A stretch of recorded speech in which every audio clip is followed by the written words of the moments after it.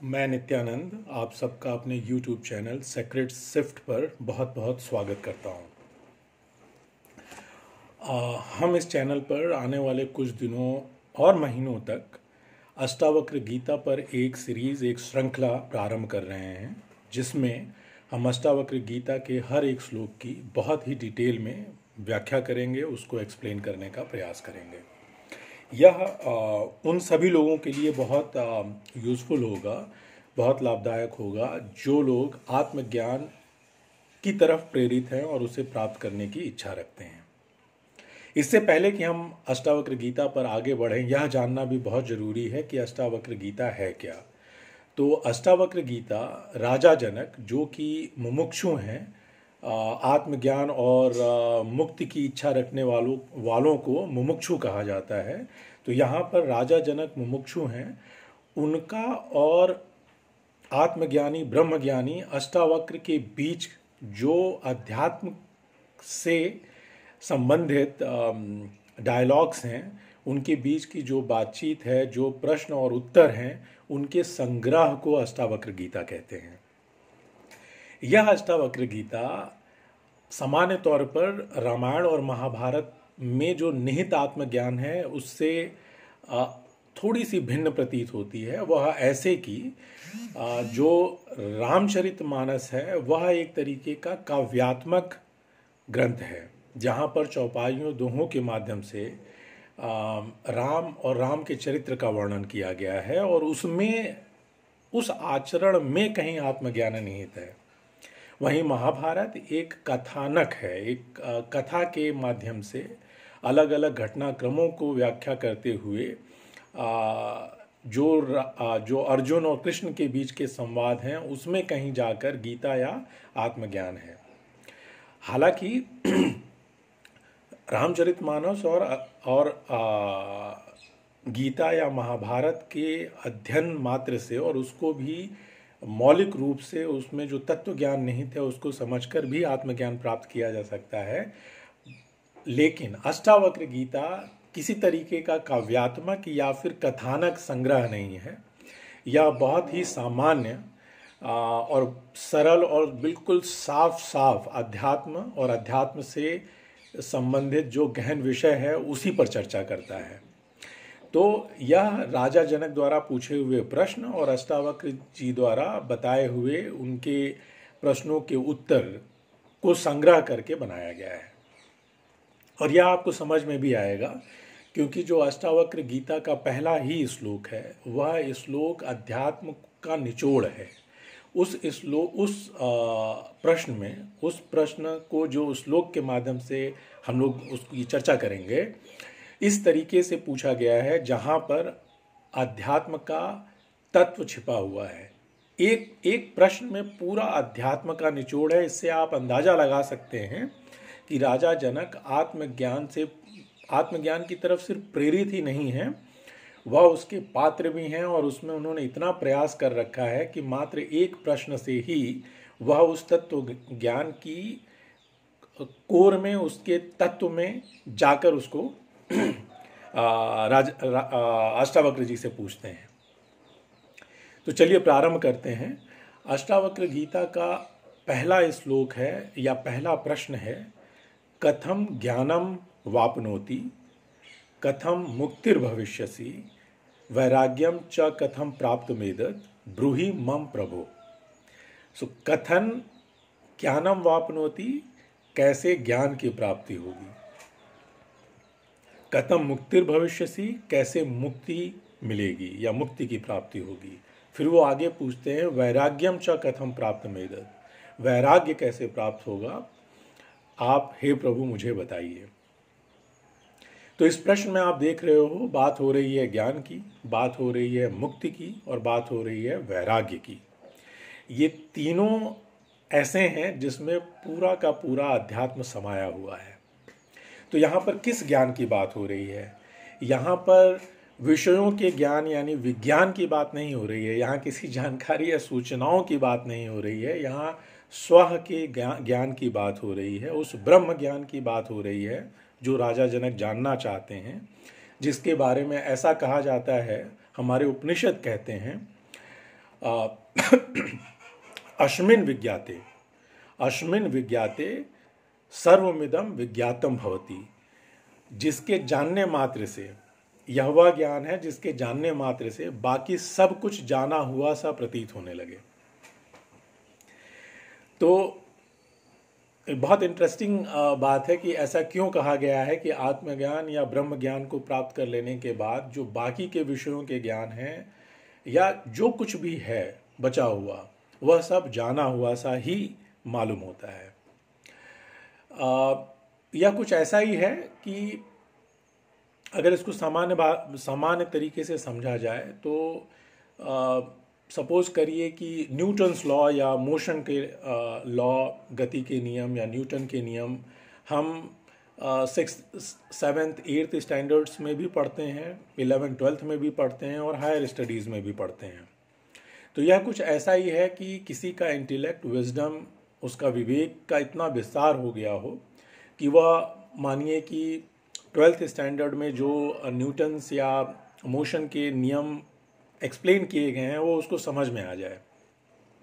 तो भले ही उसने 8th या 9th स्टैंडर्ड की टेक्स्ट बुक को कभी ना पढ़ा हो, उसमें जो न्यूटन्स और मोशन के नियम बताए गए हैं उनको उसने कभी ना पढ़ा हो, लेकिन वह उसको जाना हुआ सा ही लगेगा। ठीक उसी तरीके से जो आत्मज्ञानी हैं, ब्रह्मज्ञानी हैं, उनके विवेक का, उनके इंटेलेक्ट का विस्तार इतना हो जाता है कि उसके बाद वह किसी भी विषय पर जब बात करते हैं तो इतनी गहन बात करते हैं कि ऐसा लगता है जैसे वह इस विषय के एक्सपर्ट हों, इसको जानने समझने वाले हों।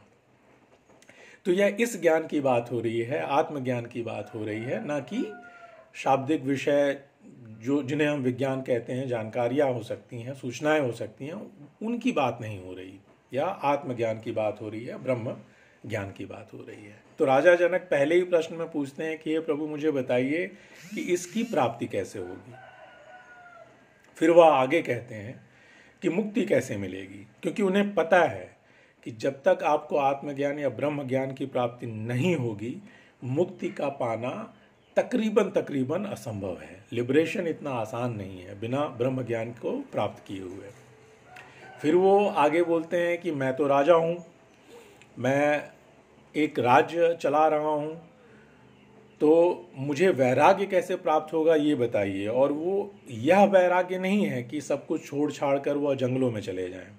वह चाहते हैं कि इस संसार में, इस राज्य को चलाते हुए, संसार में रहते हुए मैं वैराग्य को कैसे प्राप्त कर सकता हूँ। तो आम तौर पर हम यही मानते हैं कि वैराग्य का मतलब कि सब कुछ छोड़ छाड़ कर, सब घर परिवार, अपना व्यवसाय, सब कुछ छोड़कर आप जंगलों में चले जाएं, वहाँ तपस्या करें, उसी को वैराग्य कहते हैं। पर अध्यात्म के दृष्टिकोण से देखा जाए तो यह जो कुछ भी है संसारिक, यह संसार के प्रति लगाव है, संसार के प्रति आपकी आसक्ति है, और यह अहम भाव से ग्रसित है, जहाँ पर आप कर्ता का भाव लेकर इन विषयों को रखते हैं कि मैं कर रहा हूँ, मैं देख रहा हूँ, इत्यादि इत्यादि। तो यह अहम से, आपके अहंकार से ही बना हुआ संसार होता है। तो राजा जनक कह रहे हैं कि आप मुझे बताइए कि इससे वैराग्य कैसे प्राप्त हो, इस आसक्ति से, इस बंधन से मैं कैसे मुक्त हो सकता हूँ। तो आप इसको पहले ही श्लोक को देखिए, जहाँ पर आत्मज्ञान की बात की जा रही है, जहाँ मुक्ति की बात की जा रही है और जहाँ वैराग्य की बात की जा रही है। और यह पूछा जा रहा है कि आप मुझे बताइए कि इसको कैसे प्राप्त किया जा सकता है, जो कि अगर आप रामचरितमानस और महाभारत से अगर इसकी तुलना करेंगे, कंपैरिजन करेंगे, तो आपको अलग दिखेगा। क्योंकि यहाँ सीधे अध्यात्म के उस कोर, उस तत्व की बात हो रही है, रेदर देन कि हम रामचरितमानस या महाभारत के कथानक में पढ़कर उसको समझने का प्रयास करें। अच्छा, यहाँ पर एक बात और भी ज़रूरी है समझना, और वो ये है कि मुमुक्षु का होना बहुत ज़रूरी है इस मार्ग में प्रोग्रेस करने के लिए या उन्नति करने के लिए। मुमुक्षु क्या है? मुमुक्षु है जहाँ पर आप आत्मज्ञान की प्राप्ति के लिए उसकी इच्छा रखते हैं, उसके लिए प्रयास करते हैं, साथ ही साथ आप मुक्त होना चाहते हैं, लिबरेट होना चाहते हैं, ऐसे लोगों को मुमुक्षु कहा जाता है। फिर दूसरा क्या है कि आप में इसकी पात्रता होनी चाहिए, आप इसके योग्य होने चाहिए। और योग्यता के पैमाने क्या हैं? योग्यता का पैमाना है कि आप में एक डिसिप्लिन, एक संयम और नियम का अनुपालन होना अनिवार्य है। कि ऐसा नहीं है कि आप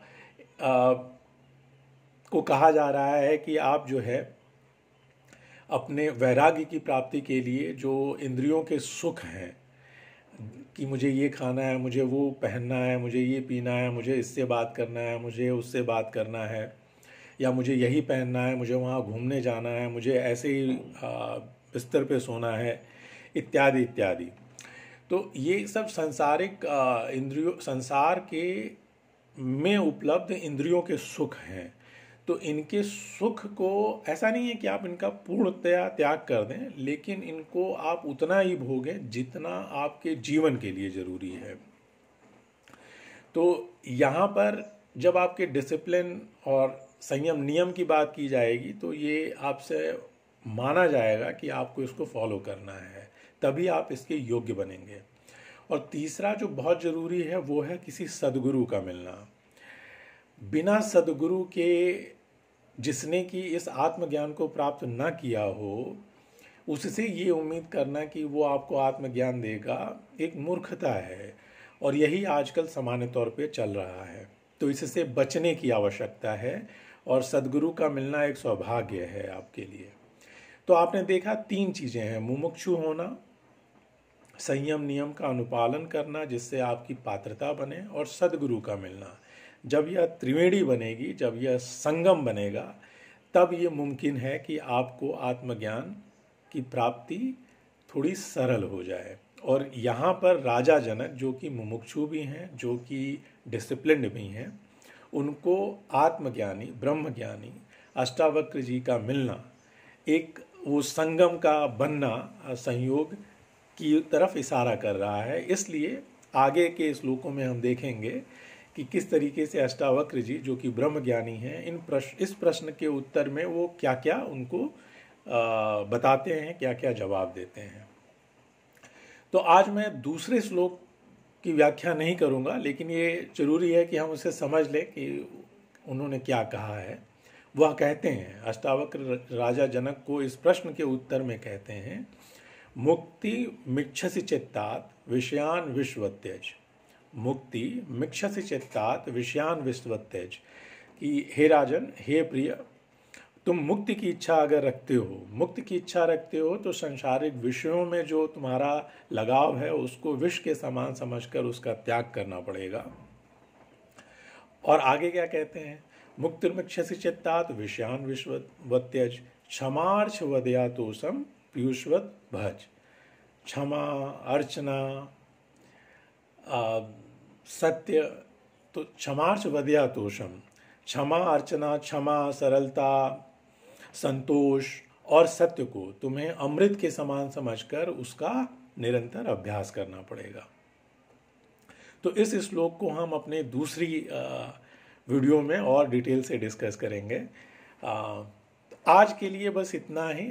मुझे उम्मीद है कि आपको जो पहला श्लोक है, जिसमें कैसे ज्ञान की प्राप्ति होगी, कैसे मुक्ति मिलेगी और वैराग्य को कैसे प्राप्त किया जा सकता है, इसके पूर्ण विस्तार से आप इसको समझ पाए होंगे। आप सभी का पुनः एक बार बहुत बहुत धन्यवाद, और इस चैनल को, सेक्रेड शिफ्ट को प्यार देने के लिए भी बहुत बहुत धन्यवाद।